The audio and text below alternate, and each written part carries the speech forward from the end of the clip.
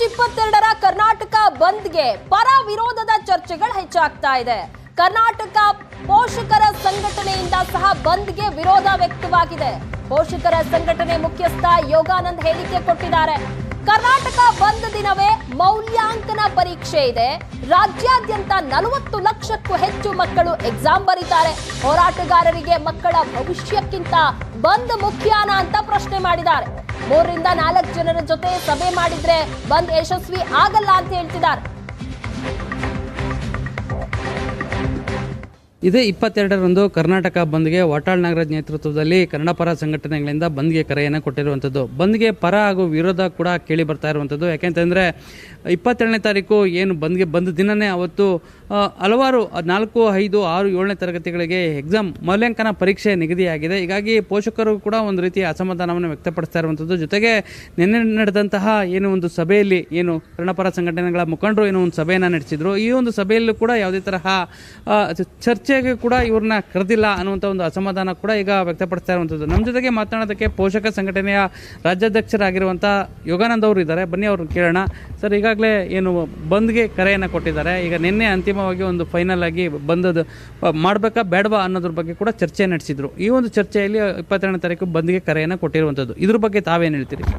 ನಾವು ಈ ಅಖಂಡ ಕರ್ನಾಟಕ ಬಂದ್ಗೆ ಯಾವ ರೀತಿಯ ಬೆಂಬಲವನ್ನು ಕೊಡೋದಿಲ್ಲ. ಯಾಕೆಂದರೆ ನಾವು ಹಿಂದೆ ಕೂಡ ಹೇಳಿದ್ದೀವಿ, ನೀವು 40 ಲಕ್ಷ ಮಕ್ಕಳ ಶೈಕ್ಷಣಿಕ ಭವಿಷ್ಯವನ್ನು ಬೀದಿಗಿಟ್ಟು ಆ ಮಕ್ಕಳ ಜೊತೆ ಚೆಲ್ಲಾಟ ಆಡಿ ನೀವು ಬಂದು ನಡೆಸಿ ಏನು ಸಾಧನೆ ಮಾಡ್ತೀರಾ? ಈಗ ಯಾರು ಆ ಒಕ್ಕೂಟದಲ್ಲಿ ಸದಸ್ಯರುಗಳಿದ್ದಾರೆ, ತೀರ್ಮಾನ ತಗೊಂಡಿದ್ದಾರೆ, ಅವ್ರ ಮನೆಯಲ್ಲೂ ಕೂಡ ಮಕ್ಕಳು ಪರೀಕ್ಷೆ ಬರೆಯೋರಿದ್ದಾರೆ. ಆ ಪರಿಜ್ಞಾನ ಕೂಡ ಇಲ್ಲದೆ ಹೋಯ್ತಲ್ಲ ಇವ್ರಿಗೆ. ಸೊ ಹಾಗಾಗಿ ನಮಗೆ ಈಗ ನೋಡಿ, ಮಹಾರಾಷ್ಟ್ರದಲ್ಲಿ ಯಾರೋ ಪುಂಡ್ರು ಕರ್ನಾಟಕದ ಚಾಲಕರಿಗೆ ತೊಂದರೆ ಕೊಡೋದು ಮತ್ತು ಅಟ್ಟಹಾಸ ಮೆರೆಯೋದನ್ನ ನಾವು ಕೂಡ ಉಗ್ರವಾಗಿ ಖಂಡಿಸಿದ್ದೀವಿ, ಮುಂದೆನೂ ಖಂಡಿಸ್ತೀವಿ. ನಾವು ಬಂದ್ಗೆ ಏನಂದರೆ, ಬಂದನ್ನು ನೀವು ಮಾಡಬೇಕಾದ್ರೆ ಅದಕ್ಕೊಂದು ಮೌಲಿಕವಾದಂಥ ಒಂದು ವಿಶಾಲವಾದಂಥ ಇಶ್ಯೂ ಇರಬೇಕು. ನೀವು ಇಂತಿಂಥ ಇಶ್ಯೂಗಳನ್ನ ಇಟ್ಕೊಂಡು ನೀವು ಬಂದನ್ನು ನಡೆಸ್ತೀವಿ ಅನ್ನೋದಾದರೆ ಮಕ್ಕಳ ಭವಿಷ್ಯ ಏನಾಗಬೇಕು?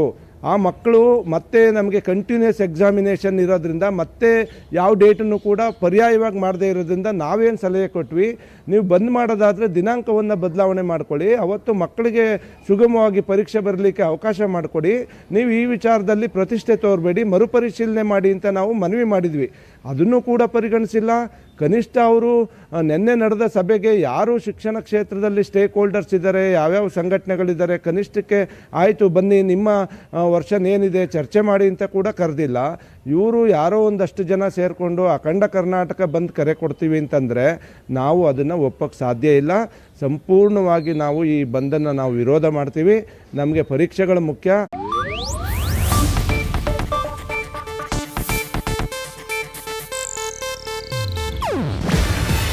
ಇದು ಏಷ್ಯಾನೆಟ್ ನ್ಯೂಸ್ ನೆಟ್ವರ್ಕ್ ಪ್ರಸ್ತುತಿ. ನೀವು ನೋಡ್ತಿದ್ದೀರಾ ಏಷ್ಯಾನೆಟ್ ಸುವರ್ಣ ನ್ಯೂಸ್.